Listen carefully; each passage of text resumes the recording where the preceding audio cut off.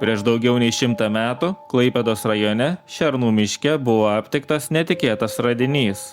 1900 metais pakėlus plokščią akmenį, po juo aptikta keista bronzinė figūrėlė, vos 14 cm aukščio, bet nepaprastai paslaptinga.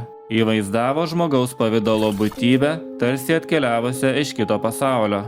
Mokslininkai ilgai ginčijosi, kas ši statulėlė galėjo būti. Vieni teigia, kad jie atkeliavo net iš tolimos Anatolijos ir vaizduoja hetitų karo dievą Tešubą.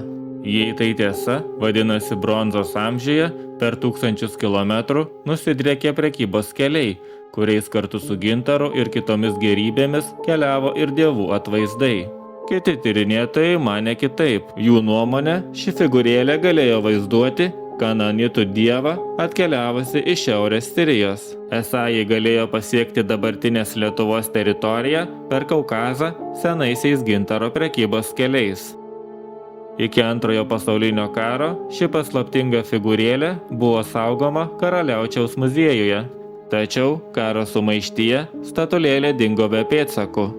Niekas nežino, ar ji buvo sunaikinta ar paslėpta, ar vis dar kažkur laukia, kol bus vėl atrasta.